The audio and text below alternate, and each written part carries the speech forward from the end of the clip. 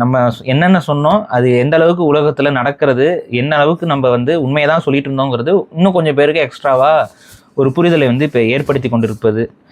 இப்போ எப்ஸ்டீன் ஐலாண்டை நம்ம நிறையா பேசியிருக்கிறோம். திரும்ப திரும்ப சொல்லணும்னா வேறு ஒன்றும் இல்லை, அவன் ஒரு பணக்காரனாக இருக்கிறான், அவன் வந்து இன்னும் கொஞ்சம் பவர் அதிகமாக வேணும் அப்படிங்கிறதுக்காக அதிகாரத்தை தன் பக்கம் வைத்துக் கொள்வதற்கு விபச்சாரம் என்னும் பெருங்கருவியை கையில் எடுக்கிறான். வெறும் விபச்சாரம்னா பெருசாக வேல்யூ இல்லைங்கிறதுனால குழந்தைகள் இவங்களையுமே கொண்டு வந்து அதில் பயன்படுத்த ஆரம்பிக்கிறான்.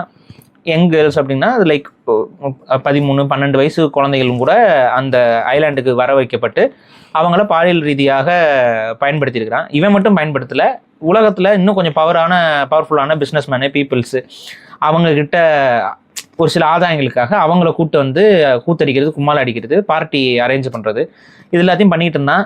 நடுவில் ஒரு முறை வந்து ஒரு பெண்ணு ஒரு குழந்தை வந்து இந்த மாதிரி கூப்பிட்டு வரும்போது அவங்க அப்பா அம்மாட்ட சொல்ல அது ஒரு கேஸ் ஆகுது. அந்த கேஸுக்காக அவனை அரெஸ்ட் பண்ணுறாங்க. அதில் அரெஸ்ட் ஆனதில் அவன் ஆக்சுவலாக அதுலேருந்து வெளியில் வந்துடுவான். ஆனால் அரெஸ்ட் அப்போ தான் அவன் ஃபஸ்ட்டு அரெஸ்ட்டு. அப்போவே அவன் மேலே child trafficking and child abuse case தான் அவன் மேலே போட்டாங்க. கேஸில் போட்டு அரெஸ்ட் ஆகி ஜெயிலுக்கு போனவன் திரும்ப வந்து ஏதோ ஒரு இதில் வந்து அவன் நிரபராதிங்கிற மாதிரி சொல்லிட்டு வெளியில் வந்துடுவான்.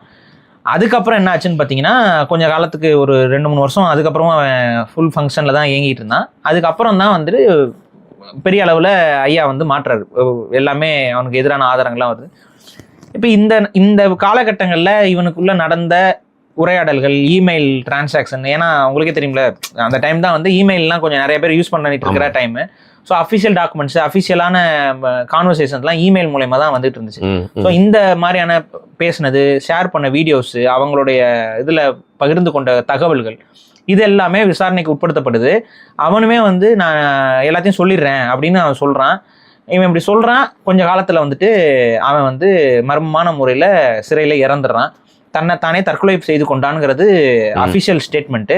அந்த நேரத்தில் காவல்துறை அதிகாரிகள்லாம் அதை பார்க்காம போயிட்டாங்க. இதில் அதை நம்ம வந்து போன வீடியோலேயே பேசியிருப்போம். இருந்தாலும் ஒரு விஷயத்துக்காக சொல்லிடுறேன். ஸோ இந்த மாதிரி ஒரு அயோக்கிய பயல் தான் இந்த எப்ஸ்டீனு.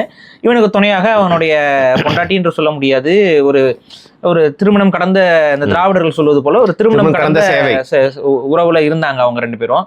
கேர்ள் ஃப்ரெண்டுன்னு சொல்லலாம், என்ன வேணும் அப்படி சொல்லிக்கலாம். அவங்க 2 பேர் இருந்தாங்க. இவங்களுக்குலாம் வயசு அதிகம் தான்.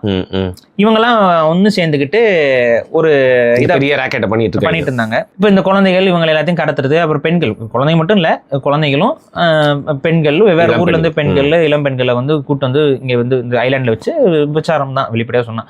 பெரிய பெரிய பணக்காரங்களோட பழக விடுறது அவங்களுக்கு வந்து இது. அப்போ இதில் வந்துட்டு இந்த பார்ட்டியிலாம் கலந்துக்கிட்டவங்க போனவங்க இந்த ஃபோட்டோஸ் எல்லாத்தையும் வந்து எப்ஸ்டீன் வந்து எடுத்து ஃபைல் பண்ணி வச்சுக்கிறான். ஏன்னா நாளை பின்ன இவங்க ஏதாவது நம்ம பேச்சை கேட்கலைன்னா இவங்களை கொஞ்சம் மிரட்டுறதுக்கு ஏதாவது யூஸ் ஆகுது அப்படிங்கிற மாதிரி ஒரு கான்செப்ட்ல அவன் எடுத்து வச்சிருந்திருக்கான். இப்போ இது எல்லாமே இன்வெஸ்டிகேஷனுக்கு வருது, நீதிமன்றத்துக்கு போகுது. இதில் என்ன ஆகுதுன்னு பார்த்தீங்கன்னா இவன் தான் குற்றவாளின்னு தெரிய வருது. அப்போ ஆட்டோமேட்டிக்காக வந்துட்டு இவன் செத்துடுறான். இவன் செத்ததுக்கப்புறம் இவனோட அந்த ஃபைல்ஸ் எல்லாத்தையும் வெளியிட சொல்லி திரும்ப அதால் பாதிக்கப்பட்ட ஒரு பெண்மணி வந்து வழக்கு தொடுக்கிறாங்க. அந்த வழக்கு விசாரணையில் இருந்து கொண்டு இருக்கிற காலகட்டத்திலேயே அவங்களும் வந்து ஒரு மர்மமான முறையில் இறந்துடுறாங்க. ஸோ இதெல்லாம் நடந்தோடனே அவங்க இறந்துட்டோடனே மக்கள் போராட்டமாக அது மாறுது. மக்கள்லாம் என்ன சொல்கிறாங்கன்னா இதை நீ வெளியிடணும்னு சொல்லி அரசாங்கத்தில் சொல்கிறாங்க. அப்புறம் அரசாங்கம் வந்து அதை வெளியிடுறதுக்கு ஒத்துக்குது. அந்த அடிப்படையில் அந்த விசாரணைக்கு போன எல்லா ஃபைல்ஸையும் ரா டேட்டாஸை அப்படியே தூக்கி இணையதளத்தில் கொஞ்சம் கொஞ்சமாக படிப்படியாக போடுறாங்க. இந்த படிப்படியாக போடுறதே மக்கள் ஏற்கல. ஏன்னா இந்த படிப்படியாக போடும் பொழுதே ஒரு நிறைய வந்து நீங்க மறைச்சிட்டு போடுறீங்க, அது உண்மையா ராவா போடுறது இல்லை, நிறைய கனெக்டடா இல்லை அப்படிங்கிற மாதிரிலாம் சொல்லிட்டு இருக்காங்க. அது ஒரு விமர்சனமா போயிட்டு இருக்கு. இப்போ வந்து திரும்ப இப்போ சமீபத்தில் ஒரு 4-5 நாள் இருக்குமா, 4-5 நாளைக்கு முன்னாடி வந்துட்டு ஒரு செட் ஆஃப் டாக்குமெண்ட்ஸ் வந்து வெளியிட்டாங்க. அதில் உலக தலைவர்கள் பல பேருடைய பேர் வந்து அடிபட்டு இருந்துச்சு. யார் பேர்லாம் அடிபட்டுச்சுன்னு சொல்லுவோம், அதையும் சொல்லுவோம். ஆட்டை கடிச்சு மாட்டை கடிச்சு இங்கேயே வந்துட்டீங்களா அப்படிங்கிற மாதிரி இருக்கு. சரி, அது ஒன்றும் கோச்சுக்குவாங்க. அப்போ இதில் என்னென்ன முக்கியமான தலைவர்கள்லாம் வந்திருக்காங்க, போயிருக்காங்க. அதனால என்னென்ன விஷயங்கள்னு ஒவ்வொரு நாட்டிலையுமே இப்போ ஒரு சர்ச்சைக்கான விஷயமாக போய் கொண்டிருக்கிறது. அதுதான் இப்போ இருக்க லேட்டஸ்ட் டெவலப்மெண்ட்டு.